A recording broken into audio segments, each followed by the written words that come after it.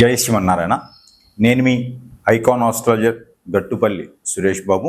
అయితే మనకి ఏవైతే గ్రహాలు ఉన్నాయో ఈ గ్రహాల యొక్క కదలిక వల్ల ఏ స్థానంలో ఏ గ్రహం ఉండడం వలన ద్వాదశ రాశుల వారికి ఎలా ఉంటుంది, దాని ద్వారా వారికి వచ్చేటువంటి ఫలితాలు ఎలా ఉంటాయి. మనకి తారాబలం అని ఉంటుంది. మైత్రి అంటే లగ్న మైత్రి, తార మైత్రి, అలానే నక్షత్ర మైత్రి అనమాట, తాళ మైత్రి. అలా బలాలు ఉంటాయి అన్నమాట. మిశ్రమమా, అశుభమా, శుభమా, మనకి పెళ్ళిళ్ళు కూడా కంఫర్టబిలిటీ అనేది చూస్తూ ఉంటాం. చూసినప్పుడు కొన్ని రకాల దోషాలు ఉండకూడదు అంటాం. దాంట్లో కలత్ర దోషం, రాహుకేతు దోషం, అందులో ముఖ్యంగా కుజ దోషం ఎక్కువగా చూస్తూ ఉంటాం పెళ్ళిళ్ళలో కూడా. ఏదైనా జాతకంలో మనకి ఏ గ్రహము ఏ స్థానంలో ఉందో తెలిస్తే వారి యొక్క జీవనం శైలి ఎలా ఉంటుంది, వారు ఎలా జీవిస్తారు, వారు ఎలా మున్ముందుకి వస్తారు, వారు ఏ రకమైనటువంటి స్థితిగతుల్లో ఉండగలుగుతారు, ఏ రకమైనటువంటి వర్ణాలలో కావచ్చు, వర్గాల్లో కావచ్చు, అలానే రంగాల్లో కావచ్చు, ఎలా ఎదుగుదల ఉంటుంది, ఏ స్థాయికి వెళ్ళగలుగుతారు అనేది మనము గమనించుకోవచ్చు. దాంట్లో ఒకటి కుజుని గురించి మనం ఈరోజు చూసినట్లయితే, ముఖ్యంగా ద్వాదశ రాశుల్లో ప్రతి మనిషి మీద 9 గ్రహాలు ప్రభావితం ఉంటుంది. కానీ కొన్ని గ్రహాలు మంచి, కొన్ని గ్రహాలు చెడు చేస్తాయి. అయితే ముఖ్యంగా ఈ యొక్క చెడు చేసే గ్రహాలు ఏంటి అంటే, ప్రతి ఒక్క హారోస్కోప్లో, ప్రతి ఒక్క జాతకుల్లో, ప్రతి ఒక్క రాశి పరంగా చూసుకుంటే కొన్ని గ్రహాలు మంచి చెడు చేస్తాయి. కానీ కొన్ని గ్రహాలు ఉంటాయి, అవి ఖచ్చితంగా చెడే చేస్తాయి. ఆ స్థానం బాగుంటే బాగుంటాయి, స్థానం కనుక మార్పు కనుక ఉంటే ఖచ్చితంగా అవి మంచి చేయవు. అందులో ఒకటి కుజుడు. రాహుకేతువు, కాలసర్పదోషం, నాగదోషం, శని భగవానుడి, బుద్ధ భగవానుడిది, గురు భగవానుడిది, ఇలాగా శుక్ర భగవానుడి ఉంటాయి. కానీ ముఖ్యమైనటువంటిది మనం ఈ యొక్క దీనివల్ల ముఖ్యమైనటువంటి దానికి గురించి మనం ఆలోచించినట్టయితే కుజుడు. ప్రతి జాతకంలో కుజుడు ఎంతో ప్రాముఖ్యత చెందినటువంటి వ్యక్తి. ఈ కుజుని వల్లనే మనకి సంతాన ప్రాప్తి కలుగుతుంది. ఈ కుజుడి యొక్క దీవెనల వల్లనే మనకి పెళ్ళిళ్ళు అవుతాయి. కుజుడు సక్రమంగా మన జాతకంలో ఉంటే ఖచ్చితంగా మనకి కలిసి వచ్చే కాలం ఉంటుంది. ఒక్కొక్క రాశికి కుజుడు కలిసి వస్తాడు. అలానే ముఖ్యంగా కుజుడు కలిసి వచ్చే రాశులేవి, ఏ రాశిలో కుజుడు ఉంటే, ఏ స్థానంలో కుజుడు ఉంటే ఏ రాశి వారికి బాగుంటుంది అనే దాని గురించి మనం ఒకసారి చూద్దాం. అయితే వృశ్చిక రాశి వారికి కుజు దోషం ఎంతవరకు పరిగణనలో తీసుకోవచ్చు. కుజుడు మనం పుట్టినప్పుడు స్వస్థానంలో, మనకి గోచారంలో కనుక కుజుడు స్వస్థానం 2, 4, 6, 8, 10, 12 స్థానాల కుజుడు ఉంటే కుజు దోషం అంటారు. కానీ 4, 2, 6 స్థానాల్లో రవి భగవానుడు కానీ, 2, 6, 12 స్థానాల్లో శని భగవానుడు కానీ, అలానే 4, 9, 2 స్థానాల్లో శుక్రుడు కానీ ఉంటే మీకు ఆ కుజు దోషం అనేది పెద్దగా పరిగణనలో తీసుకోవాల్సిన పని అయితే లేదు. అయితే దీనికి తగ్గట్టుగా కాలసర్పదోషం, నాగదోషం కూడా కలిసి ఉంటే ఖచ్చితంగా మీకు బ్యాటింగ్ అని చెప్పొచ్చు. బాల్ అటు నుంచి వస్తుంది, బ్యాట్ నుంచి కొట్టడమే. అలానే ఉంటుంది వృషభ రాశి వారికి. అయితే అలానే ఉంటుంది వృశ్చిక రాశి వారికి. అయితే ఈ వృశ్చిక రాశి వారికి ఒక అదృష్టం ఉంది. ఏంటి అంటే కనుక, గోచారంలో కనుక రవి భగవానుడు మంచి స్థానంలో ఉంటే, బుధుడు మంచి స్థానంలో ఉన్నట్టయితే, అంటే 5వ స్థానంలో నుంచి 7వ స్థానంలో బుధుడు, 5, 7వ స్థానంలో బుధుడు, రవి 4, 6, 9 స్థానంలో రాహు మనకి రవి భగవానుడు ఉన్నట్టయితే కనుక ఖచ్చితంగా ఈ కుజు దోషం అనేది మీకు ఎక్కువగా పరిగణనలో తీసుకోవాల్సిన అవసరం లేదు వృశ్చిక రాశి వారికి. ముఖ్యంగా ఈ యొక్క కుజుడు మీకు ఏం చేస్తాడంటే, చిన్న సిమ్టమ్స్. కుజు భగవానుడు ఎక్కువ శుభదృష్టితో ఉంటాడంటే లవ్ మ్యారేజెస్ అవ్వటం, లవ్ సక్సెస్ చేసుకోవడం, ఇంట్లో చెప్పి పెళ్లి చేసుకోవడం, లేచిపోయి పెళ్లి చేసుకోవడం లాంటివి ఉంటాయి వృశ్చిక రాశి వారికి. మరొకటి ఏంటంటే కనుక, ఆర్థిక ఇబ్బందుల్లో ఎప్పుడు కొట్టుమిట్లాడుతూ ఉంటారు వృశ్చిక రాశి వారు. అలానే మరొకటి ఏంటంటే కనుక, ఏదైనా హోటల్స్ రంగాల వారికి, బార్ అండ్ రెస్టారెంట్ రంగాల వారు, గోల్డ్ షాప్స్, సిల్వర్ షాప్స్, బట్టల షాప్స్ లాంటి వారి ఎక్కువగా బాధించి ఎక్కువగా వాటి మీద దృష్టి సాధించేటువంటి విషయం బాగా కనిపిస్తూ ఉంది.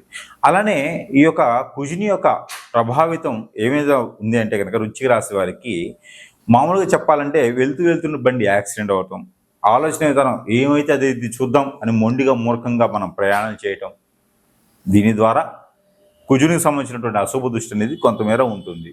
అయితే వృశ్చిక రాశి వారికి చిన్న చిన్న పరిహారాల ద్వారా అదృష్టవంతులు అయ్యేదానికి అవకాశం ఉంటుంది. కుజుడు సరైనటువంటి స్థానంలో ఉన్నాడు అని మనం తెలియాలంటే మనం చేసేటువంటి రెమెడీస్ ఏవైతే ఉన్నాయో ఆ రెమెడీస్ కూడా మీరు 100% చేసినట్టయితే ఈ యొక్క కుజుని యొక్క సంబంధించిన దోషం అనేది ఖచ్చితంగా తొలగడానికి అదృష్టం ఉంటుంది. కాబట్టి ఈ మేర ప్రయత్నం చేయవచ్చు.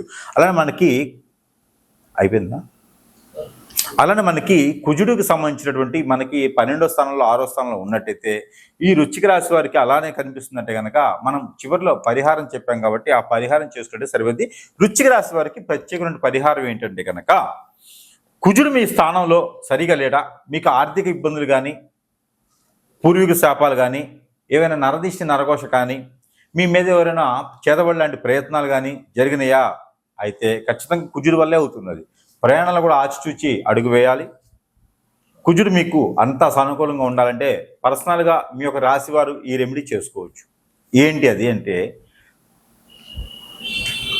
దానిమ్మకాయలు తీసుకొని ఆ దానిమ్మకాయలు ఎవరికైనా దానం చేయండి. ఇది ప్రతిరోజైనా, రోజు మధ్య రోజైనా, వారంలో రోజైనా చేయొచ్చు. ఇది చేస్తే కుజుడికి సంబంధించిన దోషం కొంతమేర తగ్గుతుంది. కాటుక అంటుంది.